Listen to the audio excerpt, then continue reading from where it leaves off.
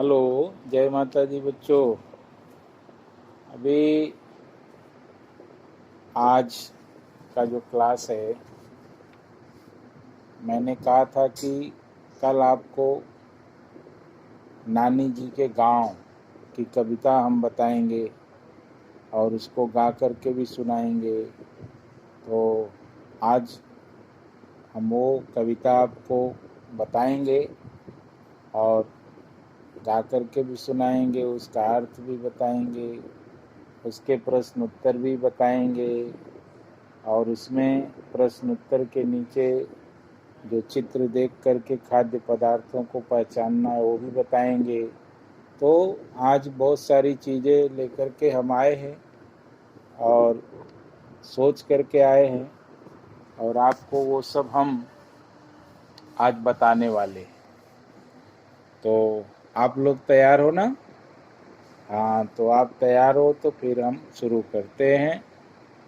ये आपके हिंदी का जो बुक है उसका फर्स्ट यूनिट का अर्थात पहली इकाई का ये दूसरा पाठ है, दूसरी कविता है। और ये कविता बहुत सुंदर है क्योंकि सबसे पहले मैं आपको पृष्ठभूमि बता दूं कि चित्र में भी वही दिया है और वही चीज़ मैं आपको समझाना चाहता हूँ। जो शहर में रहने वाले बच्चे हैं वो या गांव में भी रहने वाले जो बच्चे हैं वो जब गर्मी की छुट्टियां लगती हैं, जिसको हम बोलते हैं इंग्लिश में समर वैकेशन, तो थोड़ा लंबी छुट्टी होती है। तो लंबी छुट्टी होने के कारण हमको घूमने आने जाने और माता पिता के साथ रह कर के कुछ दिन समय बिताने का मौका मिलता है और पढ़ाई से भी हमको थोड़ा सा छुटकारा मिल जाता है। तो एकदम खुले मन से हम घूमते हैं। तो बहुत सारे बच्चे गांव शहर से गांव जाते हैं तो गांव में अपने नानी के घर जाते हैं, या जो बच्चे गांव में रहते हैं वो गांव से भी अपने नानी के घर जाते हैं और वहाँ पर महीना 15 दिन 10 दिन जिसको जितना रहना है वहाँ अपने हिसाब से लोग रहते हैं। तो वहाँ पर बहुत सारी चीज़ें होती हैं और वो सीजन के अनुसार उस समय जो मौसम चलता है उस मौसम में आम के जो फल लगते हैं और फूल लगते हैं और उस पर्यावरण में, उस बगीचे में सब सुंदरता रहती है। तो उसी का वर्णन बच्चे के माध्यम से और नानी जी के माध्यम से यहाँ पर किया गया है।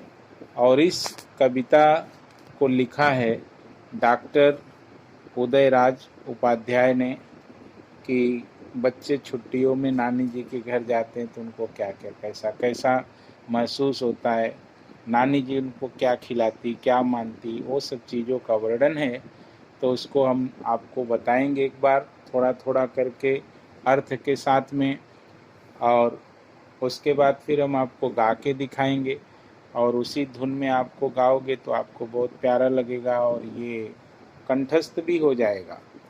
और कंठस्थ हो गया तो जो बचपन में कविताएं जो कंठस्थ हो जाती हैं वो जीवन पर्यंत कभी नहीं भूलती। ये चीज़ ध्यान में रखना, क्योंकि बड़े होकर के हम जो कुछ पढ़ते हैं वो याद रहती है, ज्ञान के रूप में याद रहती, लेकिन लाइन टू लाइन कंठस्थ नहीं होती। लेकिन जो बचपन में हम पढ़ते हैं वो जीवन पर्यंत लाइन टू लाइन याद रहती है, वो कभी विस्मृत नहीं होती। ये उम्र का एक फ़र्क है और वो है जो कि हरदम बना रहता है। तो ये चीज़ आपको करनी है और जिससे कि ये कभी भी पूरे जीवन में ये आपको कविता भूले ना, और नानी जी आप बड़े भी हो जाएं तो भी आप नानी जी के सामने जाएं तो वो सब बातें याद आएं तो आपको बहुत आनंद आएगा। तो हम लोग शुरू करते हैं। हमने हमने खूब बिताई छुट्टी नानी जी के गांव में। डॉक्टर उदयराज उपाध्याय कहते हैं कि बच्चे नानी जी के गांव में अपनी जो बड़ी छुट्टियां लगती हैं उन छुट्टियों को उन्होंने बिताया। अमराई की सघन छाँव में बैठ मजे से खेले हम। बोले जब नानी जी के घर हम जाते हैं छुट्टियां बिताने, तो अमराई, अमराई मीन्स होता है आम का पेड़ नहीं। एक आम के पेड़ को हम अमराई नहीं कह सकते। अमराई का मतलब होता है जहाँ बहुत सारे आम के पेड़ हो, अर्थात आम का बगीचा हो, घना हो, सघन हो, उसको हम कहते हैं अमराई। अमराई मीन्स आम का बगीचा। अमराई की सघन छाँव में बैठ मजे से खेले हम। तो अमराई के बगीचे में, आम के बगीचे में हम बैठ करके मजे से खेले, आनंद से खेले और पके आम खाए जी भर कर, हिला टहनियाँ पेड़ों की। एक बच्चा पेड़ के ऊपर चढ़ जाता है और आमों को हिलाता है और आम नीचे गिरते हैं। कुछ बच्चे नीचे खड़े रहते हैं और उस आम को उठा के एक जगह इकट्ठा करते, फिर उसको धोते हैं। धोने के बाद फिर उसको चूसते, खाते, जैसे भी उनको खाने की इच्छा है। तो पके आम खाए जी भर कर, हिला टहनियाँ पेड़ों की हम। आया खूब मजा है हमको नानी जी के गाँव। और ये अमराई की छाँव में आम को टहनियाँ हिला कर के आमों का खाना, ये सब जो स्वतंत्रता हमको मिलती है, इससे हमको जो आज़ादी हमको मिलती है, उससे हमको खूब आनंद आता है, मज़ा आता है। और ये मज़ा हमको वास्तव में कहाँ मिलता है? नानी जी के गांव में। देखो अपने गांव में रहोगे तो वहाँ पर पापा भी कुछ करोगे तो कान पकड़ लेंगे, मम्मी भी कुछ डांटेगी। लेकिन नानी का जो गांव रहता है वो बहुत प्यारा गांव रहता है। वहाँ पर आपको बड़ा लाड मिलता है। अगर आप कुछ गलती भी कर देते हो ना, फिर भी वहाँ पर आपको कोई बोलता नहीं। अगर कोई बोलने की भी कोशिश किया तो बीच में नानी जी आके खड़ी हो जाती, भाई मेरे नाती को कुछ बोलो मत, जो कुछ बोलना है मुझे बोलो, क्या किया मेरे नाती ने। तो इस तरह का लालन पालन वहाँ पर होता है और हमको स्वतंत्रता मिलती है। इसलिए हमको नानी जी के गांव में ज़्यादा ही मज़ा आता है। सुबह शाम पकवान मिठाई नानी जी हर रोज़ खिलाती। नानी जी क्या करती? सुबह शाम, शाम मतलब 7 बजे 6 बजे सूर्य डूबने के बाद की जो बेला होती है उसको बोलते शाम। और सुबह सूर्य उदित होने की जो बेला होती है उसको बोलते सुबह। तो सुबह शाम ये 2 मीटिंग नानी जी हमको क्या? पकवान मिठाई। पकवान का मतलब क्या है? पकवान का मतलब कोई भोजन नहीं है। पकवान का मतलब भोजन तो है, लेकिन पकवान उसे कहते हैं जो पका करके बनाया हुआ भोजन है, उसको पकवान कहते हैं। अब चाहे वो कोई भी भोजन हो, चाहे वो खीर पूड़ी हो, चाहे वो कचौड़ी और साग हो, यानी कुछ भी हो, या हलवा हो या मिठाई हो, जो भी पका करके बनाया जाता है उसको हम बोलते हैं पकवान। और ये खाद्य सामग्री है। तो नानी जी हमको सुबह और शाम अच्छे अच्छे पके हुए जो खाद्य पदार्थ हैं और मिठाई है वो भी हमको खिलाती। अब देखो यहाँ पर एक चीज़ समझने की बात है, पकवान के बाद मिठाई का नंबर आया है, ये ध्यान दो। पकवान के बाद मिठाई का नंबर आया है क्योंकि आप जब भोजन करते हो, जैसे आपने रोटी खाया, चावल खाया, पापड़ खाया, अचार खाया और दाल खाई, मतलब जो भी चीज़ें हैं आपने सेवन कर लिया। और करने के बाद अगर आपने कुछ मीठा खाया, मीठे में रसगुल्ला भी हो सकता है, खीर भी हो सकता है और बूंदी भी हो सकती है। कुछ भी आपने मीठा खाया तो वो क्यों खा, उससे हमको क्या लाभ होता है, उसको हमने क्यों खाया?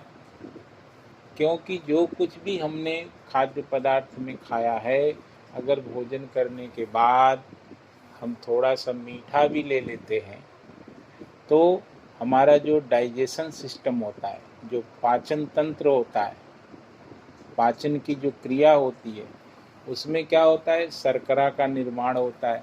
और जब शर्करा का निर्माण होता है तो बहुत जल्दी से वो भोजन हमारा हजम हो जाता है।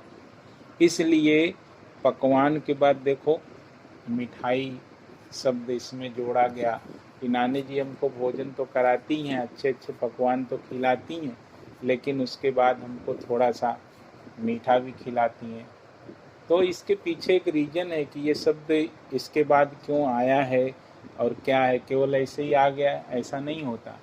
जो चीज़ें लिखी जाती हैं क्रमबद्ध, उसके पीछे उसका राज रहता है। अभी जैसे आप अपना नाम लिखते हो तो नाम लिखते हो तो अपना नाम लिखते हो, फिर पापा का नाम लिखते हो, फिर अपना सरनेम लिखते हो, जाति का नाम लिखते हो। ऐसा नहीं है कि आप पहले सरनेम लिख दो, फिर पापा का नाम लिख दो, फिर अपना नाम लिख दो।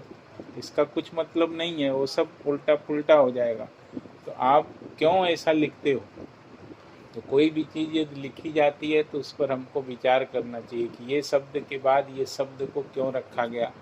यहाँ पर वैसा भी शब्द रखा जा सकता था लेकिन नहीं रखा गया क्योंकि वो गलत था। तो नानी जी हमको रोज़ क्या सुबह शाम पकवान और मिठाई खिलाती हैं। हमको अद्भुत कथा, मतलब सुंदर सुंदर, मोहक मोहक, आनंददायक कथा और कहानियाँ प्यार से हमको सुनाती हैं और मन हो जाता खुशबू जैसा नानी जी के गांव में, और हम एकदम आनंदित हो जाते हैं। ऐसा लगता है बस नानी जी एक कहानी और सुना दो और फिर तो मज़ा आ जाएगा, और फिर एकदम उत्साह से उमंग से भर जाते हैं। जैसे सुबह सुबह आप घूमने निकलो और आपके सामने बगीचे में फूल के खिले हुए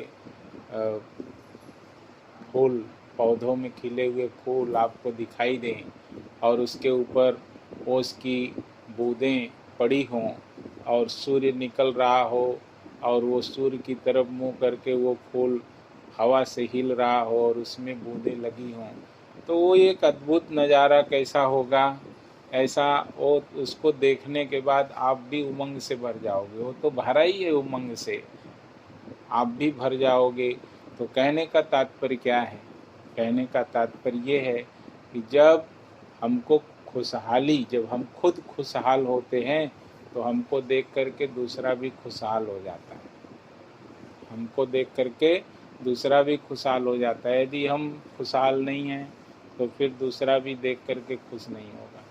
तो इसलिए नानी जी खुशी खुशी बच्चों को प्रेम से एकदम कथा और कहानी और सुंदर सुंदर अद्भुत अद्भुत मोहक सुनाती हैं और बच्चे एकदम प्रसन्न हो जाते हैं, खिल जाते हैं।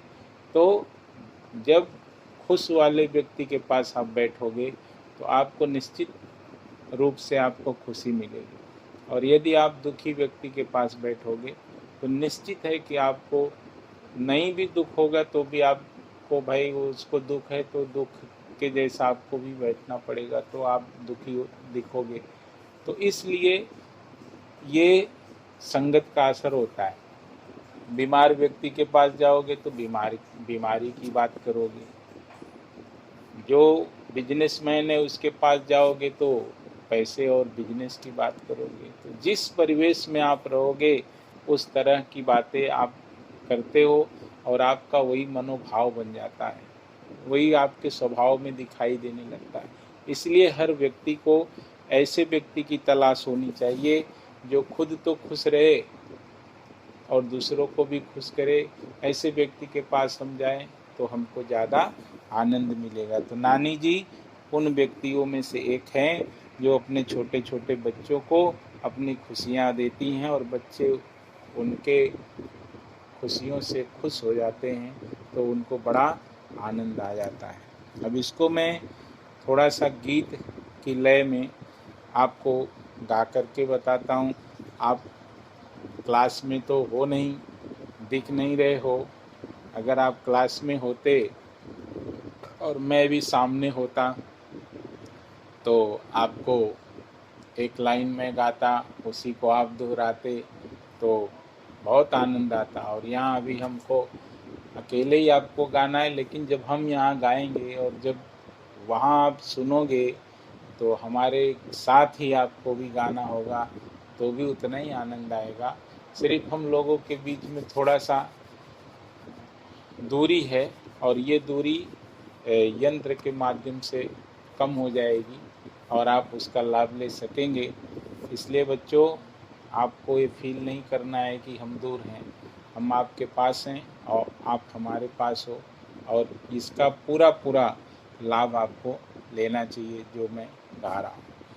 हमने खूब बिताई छुट्टी नानी जी के गाँव में, अमराई की सघन छाँव में बैठ मजे से खेले हम, पके आम खाए जी भर कर, पके आम खाए जी भर कर, हिला टहनिया पेड़ों की। आया खूब मजा है हमको नानी जी के गाँव में, सुबह शाम पकवान मिठाई नानी जी हर रोज खिलाती, अद्भुत कथा कहानी मोहक खूब प्यार से हमें सुनाती, मन हो जाता खुशबू जैसा नानी जी के गाँव में, हमने खूब बिताई छुट्टी नानी जी के गाँव में। तो इस तरह से आपको ये गाना है। और गाने के बाद अभी हम लोग देखो स्वाध्याय के कुछ प्रश्न दिए हैं, जैसे माँ से बाल गीत लोरी सुनो और सुनाओ। तो आप अपने माँ से, माँ आपकी कहानी सुनाती है कि नहीं? सुनाती है ना, लोरी भी गा के सुनाती है। कभी आप बगल में सो जाते हो तो माँ कोई गाना गुनगुनाती है तो आपको नींद जल्दी लग जाती है, तो उसको हम लोरी बोलते हैं। देखो कई कई पिक्चरों में भी लोरी गा के सुनाती हैं। सो जा मुन्ना सो जा, है ना। तो ऐसा माँ हमको सुनाती है, आपने सुना है। उसके बाद दूसरा प्रश्न आता है, अगर नहीं भी सुने होंगे तो अभी भी आप माँ से बोलेंगे तो माँ आपको कोई भी लोरी गा के सुना देगी और आप उसका आनंद लेकर के सो सकेंगे। बराबर है कि नहीं? अभी भी उम्र है आपकी, लोरी सुन सकते हो। शब्दों की अंताक्षरी हमको खेलना है। तो यहाँ पर जो खेलना है, कुछ करना नहीं है। आपके बुक में देखो उदाहरण दिया गया है, क्योंकि जो शब्द अंताक्षरी के अंत में आते हैं उसी से फिर दूसरा शब्द तय, उसी के जैसा स्टार्टिंग उसी से शब्द से होनी चाहिए, तो हम उसको बोलते हैं अंताक्षरी, है ना। जैसे यहाँ पर देखो तोता है, तो ता से आया, लास्ट ता है, और फिर अगला जो शब्द है वो देखो ताली है, फिर लहर है, तो उसका जो लास्ट का शब्द है र आया, तो र के बाद देखो रजनी है, फिर न आया न, नदी है, नदी, द आया, द के बाद क्या है? दीपा है, और पा आया, प के बाद फिर पौधा है, और पौधा, ध के बाद फिर धान है। तो अंताक्षरी इस तरह से आपको खेलनी है, और ये आपको यहाँ पर बताने की कोशिश की गई है कि अंताक्षरी उसको कहते हैं, किसी भी गाने के या किसी भी शब्द के अंत का जो शब्द आता है उसी अक्षर से शुरू होने वाला अगला जो गीत हो या शब्द हो होना चाहिए, उसी को हम अंताक्षरी कहते हैं। ये बताने की यहाँ पर कोशिश की गई। कविता में आए हुए क्रमानुसार पंक्तियों को हमको लिखना है। यहाँ पर देखो क, ख, ग और घ, ये 4 दिया है, और ये चारों सब क्रम से नहीं है, मिक्स कर दिया है। तो जैसे आप देखो ना, करोड़पति, अमिताभ बच्चन करोड़पति खिलाते ना, तो इसमें देखो फास्ट फिंगर फर्स्ट होता है, होता है कि नहीं, फास्ट फिंगर फर्स्ट। तो उसमें जो को वो टीवी के स्क्रीन के ऊपर देखो बोलते ABCD को आप क्रम से लगाओ।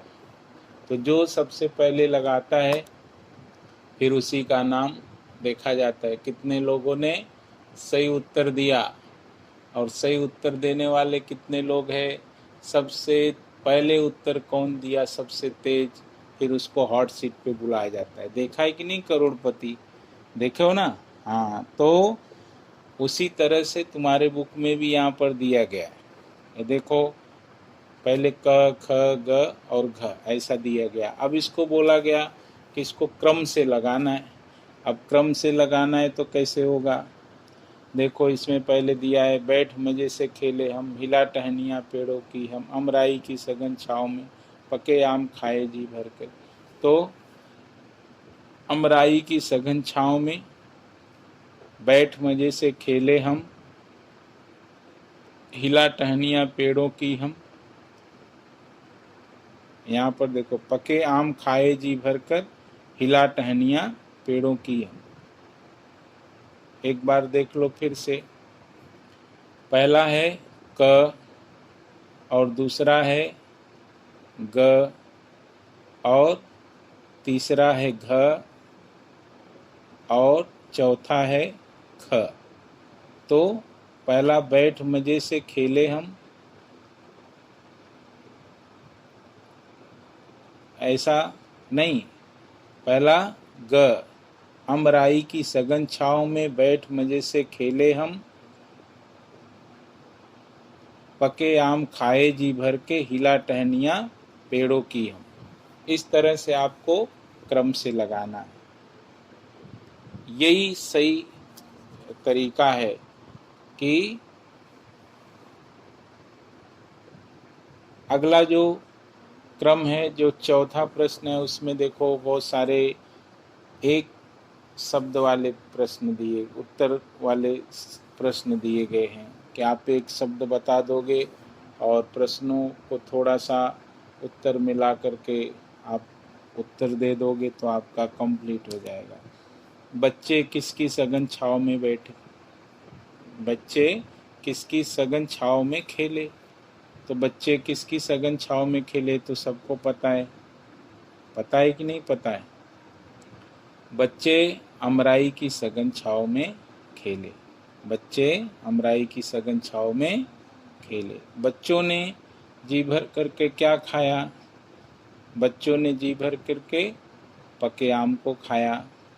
बच्चों को पकवान मिठाई कौन खिलाती थी, कौन खिलाता था, बच्चों को पकवान मिठाई नानी जी खिलाती थी।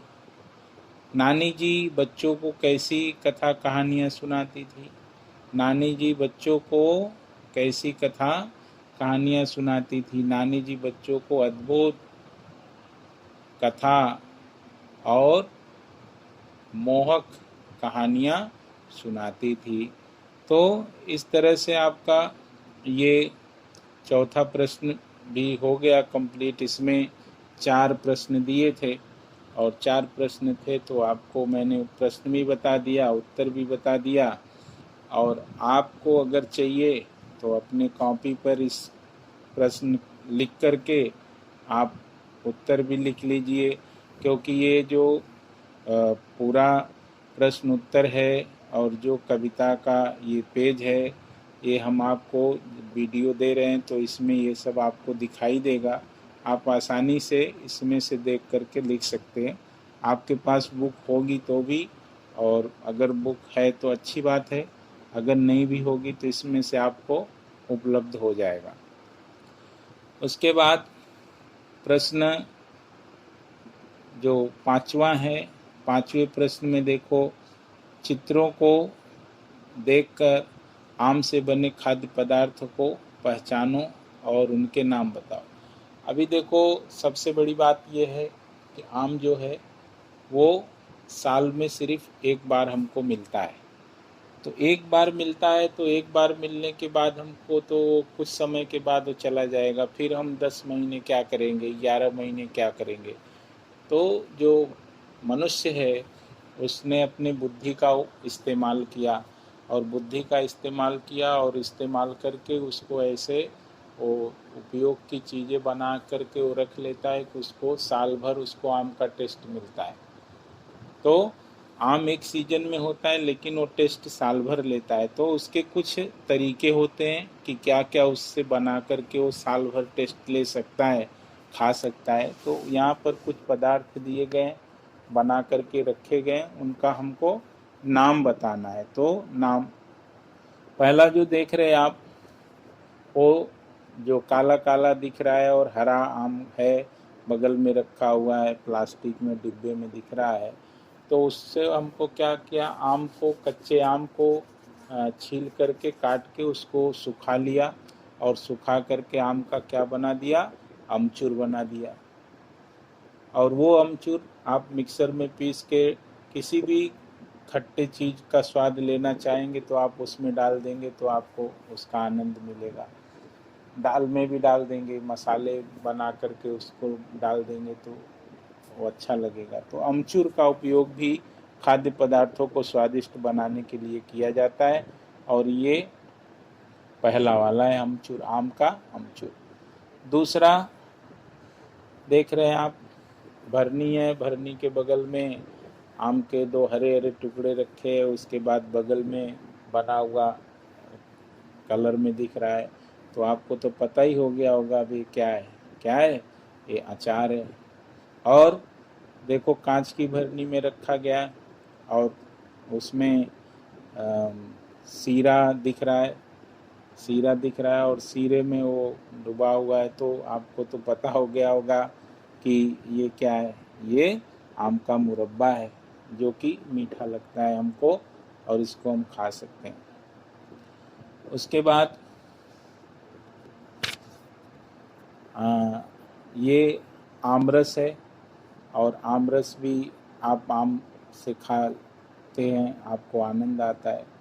और आम पक जाता है तो उसको हम गार के उसका रस निकाल के फैला के उसको सुखाते हैं और सुखा करके उसको बनाते हैं। तो पके आम का वो अमावट, फिर उसको हम खाते हैं तो हमको पके आम का स्वाद उसमें मिलता है और वो टिकाऊ रहता है, बहुत दिन तक आप उसको रख के खा सकते हैं।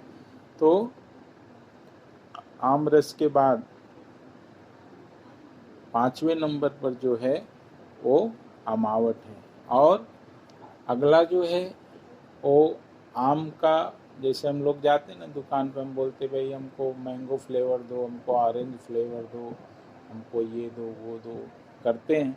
तो वैसे ही ये जो मैंगो आइसक्रीम, मैंगो फ्लेवर बना करके ये आइसक्रीम, इसमें भी हमको मैंगो का स्वाद मिलता है। तो इस तरह से आपका ये चित्र का हो गया, पदार्थों को कैसे पहचानना है, क्या नाम है। तो मैं एक बार और आपको बता दूं, पहला जो है वो आम का आमचूर है, दूसरा आम का अचार है, तीसरा आम का मुरब्बा है और चौथा आम का आमरस है, पांचवा आम का अमावट है और छठवां आम मैंगो आइसक्रीम है, अर्थात आम का आइसक्रीम है। तो इस तरह से आपका ये हो गया। और छठवां प्रश्न जो दिया है इसमें अपने पड़ोस के बच्चों के साथ तुम कैसा व्यवहार करते हो वो बताना है। तो ये आप हमको बता सकते हैं, लिख करके भेज सकते हैं और हम आपके बच्चों का व्यवहार अच्छा ही होगा ऐसा ही मान के करेंगे। तो इस तरह से ये हमारा दूसरा लेसन आज हिंदी का पूरा हुआ, पहली इकाई का। और फिर हम जब अगली बार मिलेंगे, कल मिलेंगे, तो फिर हम लोग पार्ट 3 के बारे में, और एक सुंदर सी कहानी है मेरी गौरैया मेरी सहेली, और उसके बारे में चर्चा करेंगे और आपको उसका कहानी का आशय भी आपको बताएंगे और वो कहानी है क्यों है और उससे हमको क्या सीख मिलनी चाहिए वो बताएंगे। उसके बाद उसके प्रश्न और स्वाध्याय के जो प्रश्न हैं वो भी बताएंगे। और आप इतना परिश्रम से हम आपको बताते हैं और आप इसको उतने ही परिश्रम से इसको आप बार बार देखो और इसका लाभ लो। ये हम आपके लिए तैयार करते हैं, अपने लिए नहीं तैयार करते हैं। इसलिए अपने माता पिता से आपको मोबाइल आधे घंटे के लिए ज़रूर आप लो, किसी भी तरह से लो, लेकिन उसको लेकर के अपने कॉपी कलम को लेकर के बैठो और ये वीडियो देखो और पांडे सर का बताया हुआ जो भी है आपको अच्छा लगे तो आप हमको भेजो भी कि सर आपने अच्छा बताया और हमने किया, तो हमको भी ये लगेगा कि आपने उसका लाभ उठाया और फिर हम आपको अगले दिन और अच्छा भेजते रहेंगे, बताते रहेंगे और आप ऐसे सीखते रहिए। उसके बाद जब स्कूल चालू होगा तो फिर हम लोग मिलेंगे, ठीक है ना। जय माता दी।